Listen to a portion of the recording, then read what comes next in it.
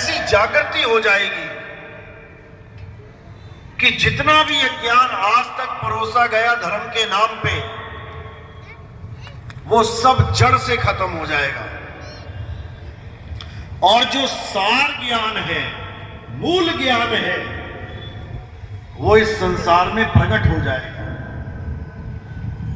जिसके लिए बोला कि जब आएगा भीषण भीषा, ना रहेगा ईसा, ना रहेगा मूसा, राज करेगा जगदीशा। अब जगदीशा कौन है?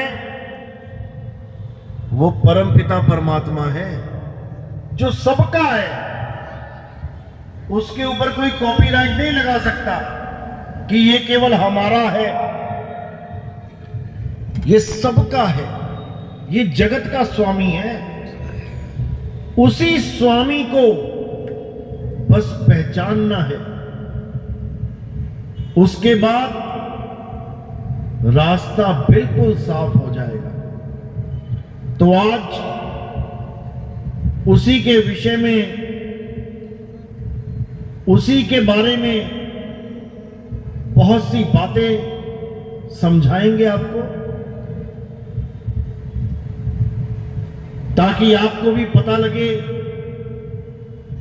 कि इस मनुष्य चोले का परम लक्ष्य है तो है क्या। क्योंकि बहुत से भाई आज पहली बार भी आए हैं, बहुत से संत समाज भी जुटे हैं, तो आज मूल ज्ञान की कुछ झांकियां, कुछ झलकें आपके सामने प्रस्तुत करेंगे। तो सबसे पहले परमात्मा के नाम पे जयकारा लगाएंगे और फिर सत्संग शुरू करेंगे। बोलिए परमपिता परमात्मा की, सदगुरु बंदी छोड़ कबीर साहिब की, सदगुरु मदनपति साहिब की, सभी संतों की, सभी भक्तों की, आज के आनंद की, सकल हंस को बंदगी, साहेब बंदगी सतनाम। तो परमात्मा जब भी संतों को मिलते हैं, एक मनुष्य के रूप में मिलते हैं। क्यों मिलते हैं? असली भेद समझाने के लिए मिलते हैं। अगर वो इंसान रूप में किसी संत को ना मिले तो वो संत कभी परमात्मा को पा ही नहीं सकता, क्योंकि परमात्मा तो उस संत के साथ सदा ही था। फिर क्यों वो संत 84 में भटक गया? जिसके लिए आप संतों की वाणियां पढ़ेंगे, कई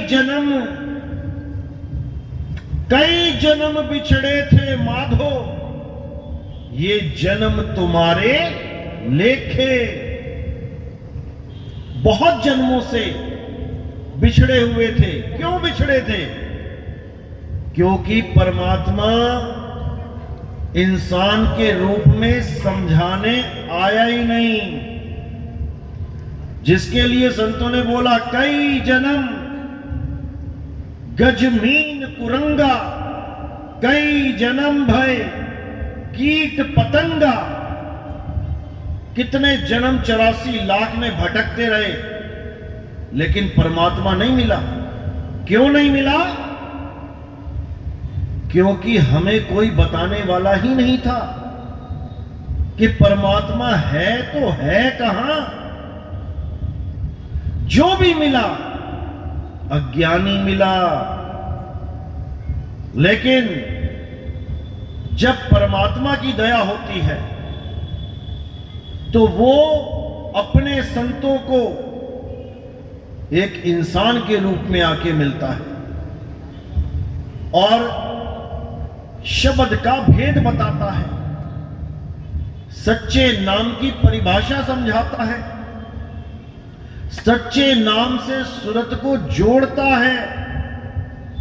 जैसे बाबा नानक को बेई नदी पे मिले, दादू जी को, गरीबदास जी को खेतों में मिले, धर्मदास जी को तब मिले जब वो हवन यज्ञ कर रहे थे, मदन साहिब को जंगल में मिले, ऐसे ही सब संतों को परमात्मा एक मनुष्य के रूप में मिलते हैं और ज्ञान समझाते हैं।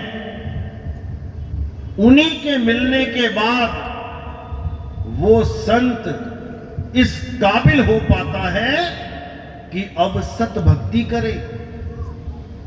नहीं तो सत भक्ति करना भी किसी के बस की बात नहीं है। भक्ति तो कर सकते हैं, कोई किसी देवी देवता का भगत है, कोई किसी पीर औलिया का भगत है, कोई किसी का भगत है, भगत तो बन गए, लेकिन सत्य के भगत नहीं बन पाए। क्योंकि जब तक सत्य के भगत नहीं बने, तब तक भगत होकर भी भगत नहीं बन पाए। इसीलिए बार बार यही समझाया जा रहा है कि भक्ति करने से पहले ये जान लो कि इस भक्ति से मेरा कल्याण होगा भी कि नहीं। किसी भी चौक से, किसी भी मोड़ पे मुड़ने से पहले ये जान लो कि जहां मैं मुड़ने जा रहा हूं वो रास्ता मंजिल तक पहुंचाएगा कि नहीं। अगर ये क्लियर हो जाए कि हां ये रास्ता मंजिल तक पहुंचाएगा, उसके बाद दुविधा नाम की चीज ही नहीं रहेगी। लेकिन अगर ऐसा रास्ता मिल जाए जो मंजिल तक पहुंचाए ही ना, तो उस रास्ते पे चलना बेकार है, पहुंच ही नहीं पाओगे। इसीलिए रास्ते पे चलने से पहले ये जान लेना है कि ये रास्ता मंजिल तक पहुंचता है या नहीं।